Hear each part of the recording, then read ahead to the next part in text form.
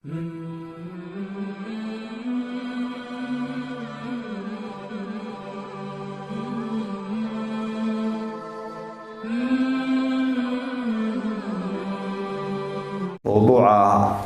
walaaluhu igu soo qoreen oo ah al-akhlaaq al-faadila wa atharuha ala al-mujtamac, akhlaaqda wanaagsan iyo raadka ay ku leedahay bulshada. waa mowduuc runtii aada u guda ballaaran. akhlaaqdu keliya in laga hadlo horta raadkeedu ha dambeeya ayaabaa mowduuc weyna oo aada u tiro badan. akhlaaqduna waxa weeye waa lafdhabarta diinteena. dhammaan haddaad u fiirsato shareecada ilaahay inoo soo dejiyey subxaanahu wa tacaala, laga soo bilaabo caqiidada iyo iimaanka, cibaadaadka, mucaamalaadka inuu ka maata dhexdeeda ka dhex mara, intuba waxa ay ka tarjumayaan hal shay oo ah al-akhlaaq. ولذلك بقى رسول الله محمد صلى الله عليه وسلم حديث صحيح وحا كوري إنما بعثت لأتمم مكارم الأخلاق. وحا والله يسو صاري وأدوك بالله يكيري ودبه صلى الله عليه وسلم والرسول الله يقال لي أخلاق ذا وناسا إن الضميسترو. marka waxaad arkaysaa cinwaanka diinteenu wuxuu noqonayaa al-akhlaaq al-faadila. tusaale dadka soo qaadano مثلا صلاة با إلهي نقو واجبيه أو عمل كوجو بدن إنه قبرنا إلهي نقو جعليها إنه هذه اسمها استكنوا الصلاة مع الدين. صلاة إلهي بقول سبحانه وتعالى بركة ورمية إن الصلاة تنهى عن الفحشاء والمنكر. صلاة مركع سيد إلهي دون اللي تكذو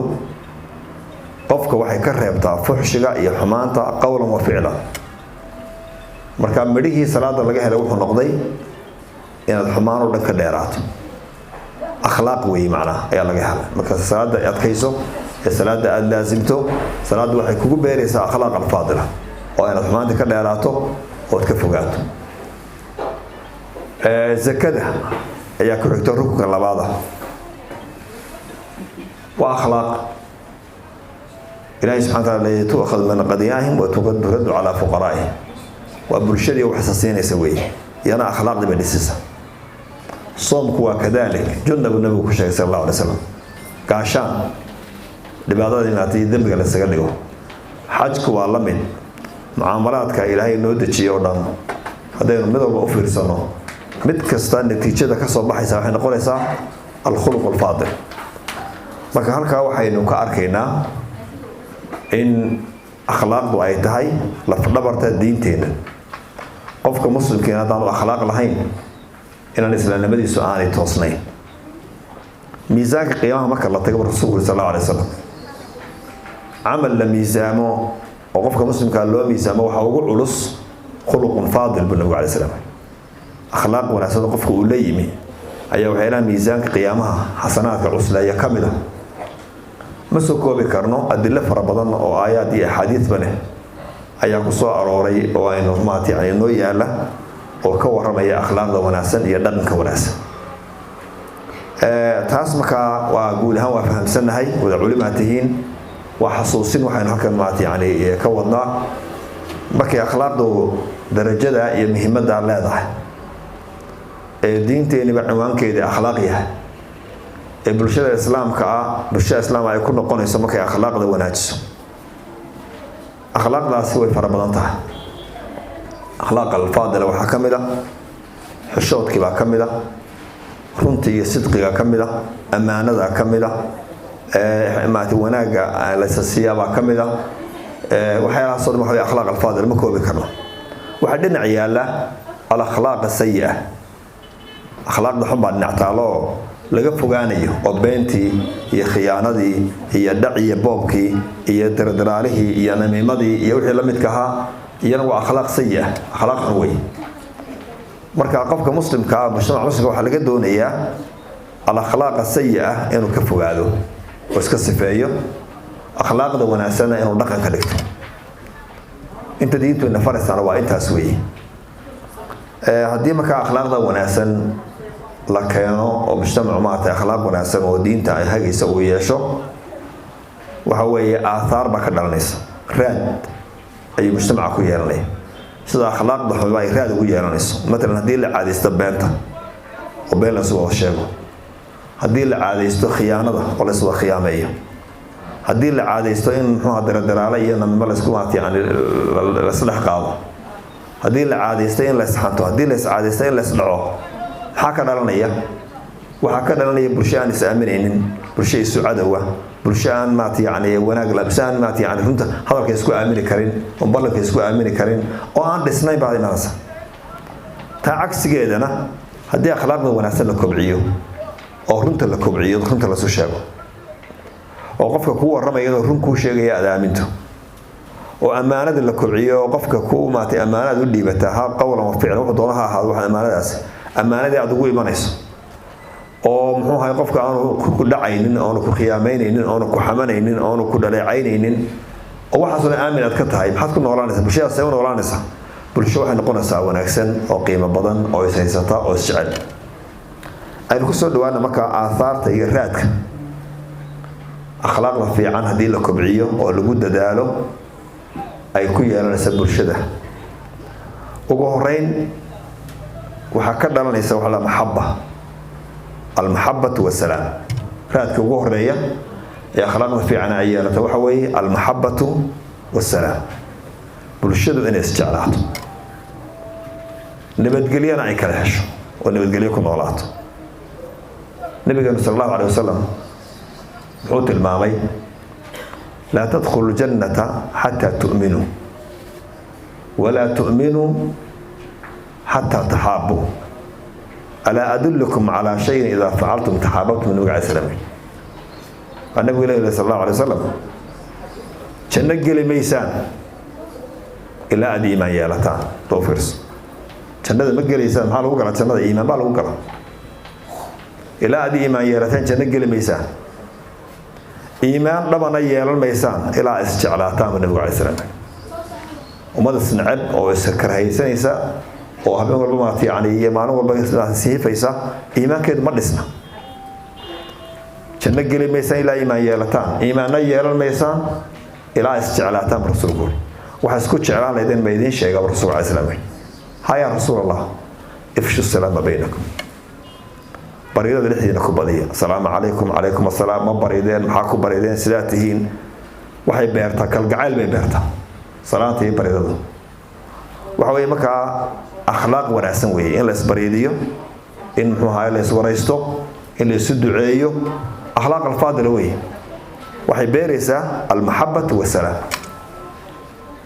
قفك أدو دور سواحتك سومر صفي عنكو سلامه قفك واتكتش علانيسا أدو السوقين والله ما كان ويرتو قف بريده في عمر وناس ابا وجه فرad wasaas ma laakiin qofku waxba iyo ku qabinaadu intuu ku eega ku dhaafo waxba kuma qabo oo kuma salaadin hadana ku dhaafo aan dambe tabakaas bi kugu soo maqay ee sheedaan koornay marka akhlaaqda wanaagsan waxay beertaa maxabo iyo kalgacayl iyo salaam bay beertaa waa raadka ugu horeeya ee bulshada laga dhaxarkayo hadii akhlaaqdeedu wanaagsanaato raadka labaad bulshada ay leedahay muxuu ahaayeen aynu ka helayno akhlaaq alfaadila waxa weeye qillat almushkilaat in mushkilaadka iyo isqabqabsigu inay yaraadaan mashaakilku wuu yaraanaya wuxuu ku yaraanaya mashaakilku haddii dadku maartay aanay dhibaato bay isu geysanin oo qof waliba tiisa ku ekaado oo akhlaaq wanaagsan yeesho oo qof walba isagu is ilaaliyo oo xumaanta iska ilaaliyo oo dulmiga iska ilaaliyo oo dhaca iska ilaaliyo oo gardarada iska ilaaliyo isqabsima imanayo isqabsigu wuxuu ka yimaada damaca iyo gardarada iyo muxuu ahaay xadgudubka qofka kale ku sameeyo ayaa mashaakilaadka keenta in la istilo in la isboobo in maxkamada la tago in la qabsado maxaa keenaya waxa keenaya damac iyo akhlaaq xumo keenaysa marka hore dhalatay akhlaaqda raadkeeda la isku qabsadaa laakiin hada akhlaaq wanaagsanaato mashaakilku way yaraanaya mushkilaadka inmaadka dowreeri iyo jaraa'imta iyo dhibaatooyinka dhacaya aad bay u yaraanayaan raadka labaad ee uu ku leeyahay bulshada muxuu ahaayay akhlaaqda fiican qodobka saddexaad ama raadka saddexaad ee uu ku yeelanayo akhlaaqda fiican haddii la hirgeliyo bulshada ay ku yeelanaysa waxa weeye ziyaadatul kafaa'ati fil amal wal intaaj kobaca horumarka nolosha dhaqaalaha ayaa kor u kacaya in bulshadu kor u kacdo oo ay dhaqaale fiican yeelato oo horumar yeelato oo faqriga ka baxdo oo mashaakilaaadka ay ka baxdo ayay keenaysaa akhlaaqda wanaagsan maxaa yeelay akhlaaqdaas macnaheedu waa maxay qofku waa inuu ka tanaasulo oo naftiisa ka sifeeyo waxaa la yaala wixii dhibaato keenayay rishwada iyo laaluushka la qaataa waa akhlaaq xumo soo maha in qofku daacadnimo u shaqeeyana waa akhlaaq wanaag oona laaluush qaada in run laga sheego waxaad qabanayso waa akhlaaq wanaagsan in been laga sheego waa akhlaaq xun in foojiri lagu shaqeeyo iyo waxaan jirin been lagu shaqaystaa foojiri iyo maad yani qiyaamo lagu shaqeeyaa waa xumaan in wax walba sida yihiin loo arkaana oo loo ilaaliyaa intaas yani quality la ilaaliyaana waa akhlaaq wanaagsan مثلا qofku inuu shaqada qofka shaqaalaha ah shaqa loo dirtaa ba dawladda u shaqeeyaa ba shacib ha u shaqeeyaa in saacadihii loogu talagalay iyo qaabkii loogu talagalay iyo hawshii loogu talagalay uu qabtaa waa akhlaaq wanaag inuu amalkiisii khiyaameeyana waa akhlaaq xumo xafiis مثلا qofku hayaa mas'uul buu ka yahay inuu iska kaco intuu rasuulka saaro iska kaco ilaa maati yani waan imi hadhowna rasuulka saaro waan tagay isagoo aan waxba shaqeyn waxba qabanin waa khiyaana معلنك أرضي وحده جيا هذا نحسد السيدة أبحين وخيانة وأخلاق حمو هذو بوحيو سفي عنوجا نعطي أبوحينا وأخلاق هناك وأمانة دي قف كستوى شقية ما كي ورشد هاي كي وسطات كاها كي معلن كاها كي دولة حفيز كده فدي كي محو هاي يعني هو شيء قف كستوى هذو أخلاق وناسا كل شقية وحديث الرسول صلى الله عليه وسلم وقاطع الرسول محوري إن الله يحب أحدكم إذا عمل عملا أن يتقنه إلهي wuxuu jecel yahay midkiin haduu amal qabanayo amalka inuu si wanaagsan oo quality loo qabto si buuxda inuu soo baxo marka hadii taa la wanaajiyo oo akhlaaq lagu daro shaqada la shaqeynaya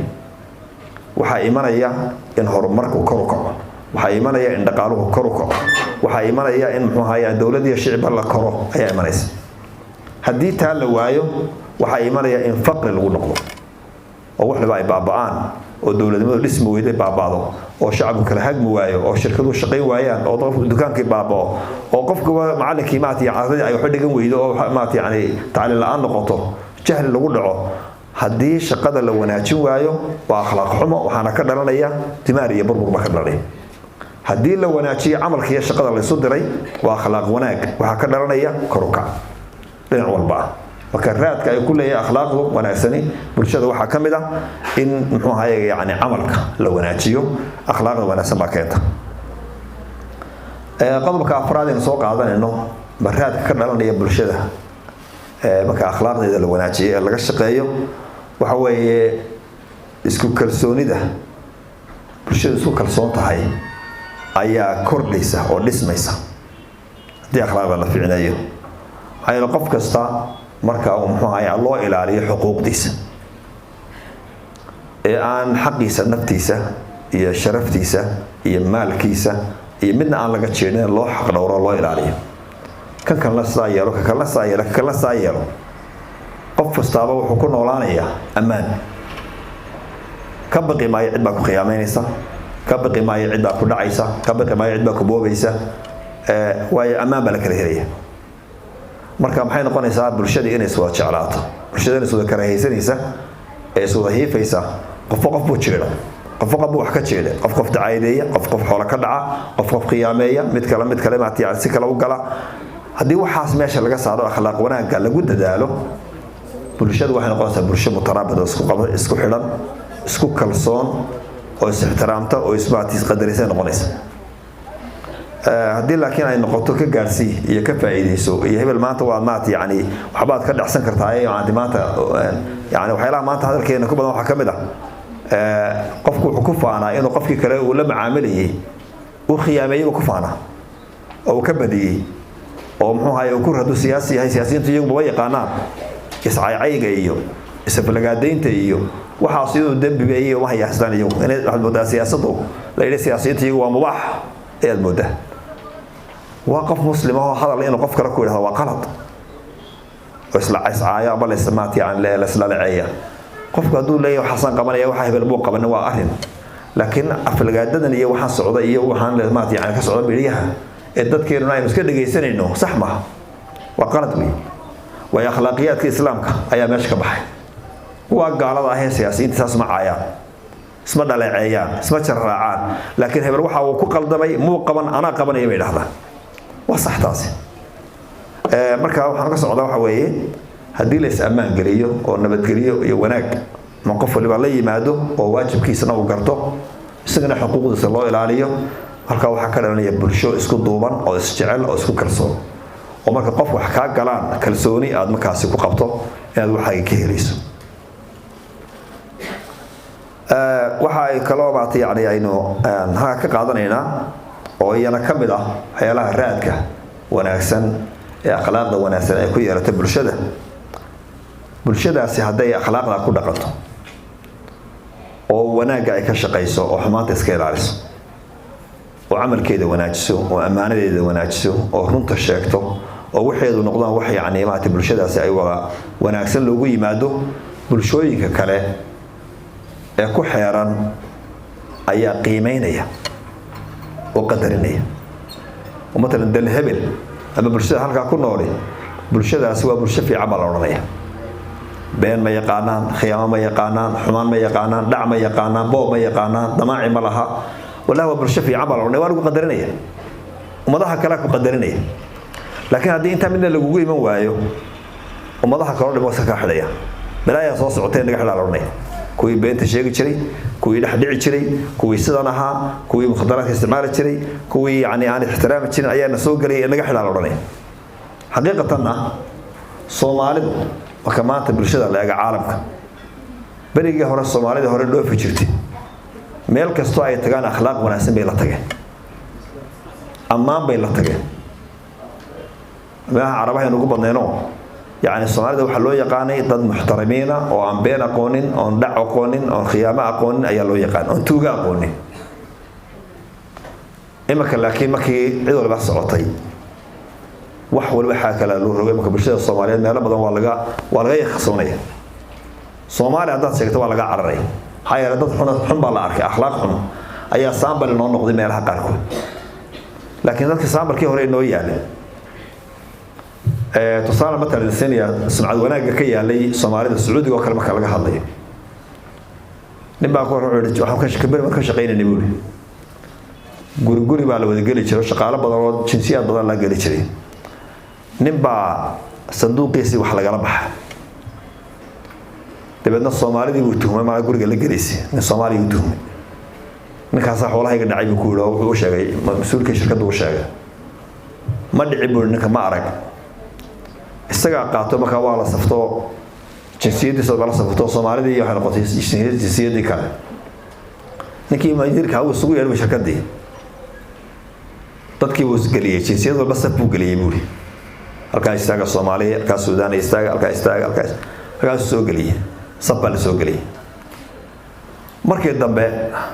ayuu soo maray dibadna wuxuu yiri idinku maxaa haydeen Soomaali baan ahayn idinku baxo shaqada galay buu ku uga saar safka tuuga la isku haystaa tuugana shaqo kuma leeyahay Soomaaliyeed baxa bulido soo sharaf ma inta la haystana waa iyaga ninkii ba xanaaqo iyaga baan haysana ma dhici karto in Soomaaliya waxdo inuu ku dilay sheeg buri inuu ku dilay sheeg dilka way yaqaanaa iyo dagaalka laakiin waxba iga xaday ma dhacaysa buri Soomaalidu oo darana shaqo taga inta Soomaalidu ugu filayd maanta miya waxaan indhaha ku soo arkay Jidda nin dukaan haysta oo camiran oo macluumaad haysta muxuu ahaayay supermarket oo habla Soomaaliyeed oo niqaab soo xidhay dhex marayaan oo dadku ka iibin laha ka mashquulo iyaga eegaya wax habla Soomaaliyeed doo fiirso inta qaadaan alaabta hoosta galiyaan oo inta doonayaan qaataan ma in kala soo qaada naga iibi markay qiimaha oo ku heshiyo waa qaaliya naga daayo way iska baxaan wixii kala haystaan wuxuu way dhaceen hablahaas khadiyama ka taaganay buu in Masriya buu hayo meel haystaan wallahi la hadlo يعني dadka marka nooca loo arko Soomaaliya maxay noqonaysaa marka maxaa kaa tegaya tusaale liita kaa tegaya Soomaalidu dhammaankaas inaan qolo xijaaban dhammaan ka noqonaysa marka wasnad xumo marka waxaan ka hadlaynaa halka ay waxa weeye haddii bulshadu dhaqankeeda wanaajiso oo iyadu isqabato oo iyadu saagto oo akhlaaqda fiican la xoojiyo oo akhlaaqda xun la dagaalamo bulshadaasi qiimo ku yeelanaysa bulshooyin kale dhexdooda haddii laakiin taa la waayo adigoo daacadaho wanaagsan oo qof islaam oo wanaagsan ayaa mid hore qaribani magacaaga dilaya ugu baabiinaya waxaan ku soo gabagabeynaa walaalayaal akhlaaqda wanaagsan inuu kobcino oo ku dadaalo oo laga soo bilaabo qoyska halkan waxa fadhiyo hooyooyinka baa fadhiya waxaanay ka bilaabantaa akhlaaqda wanaagsan ama ay ka xumaato halka in seeska loo soo dhigo oo aynu ku barbaarino awlaadeena akhlaaqda wanaagsan run sheega amaanada ixtiraamka bilaadka la ixtiraamayo hadalka wanaagsan ficilka wanaagsan waxaas oo dhan lagu soo barbaariyaa ha yaraysanina wax yar ma waa diintu waa intaasba diinta gabigeeda marka la soo ururiyo inama bu'ithtu li utammima makarim al-akhlaq marka akhlaaqda wanaagsan xooga saara hooyooyin xooga saara arintaasi ay diin doomanin qof wanaagsan oo ka soo baxa oo maati aan qiimo yeesha ayaa adigana duca ku soo jiiday adduunyo aakhiro laakiin haddii qof xumi ka soo baxo de wal uu karahaysan yaa dhalay wala neekan sama haw ka yimi ayaa loo adna marka ma lagu soo gaadho adigana marka wanaag hal lagu soo gaadho ducada ha ku soo gaadho intaas ku soo gabagabeyn lahaa waa mahadsantihiin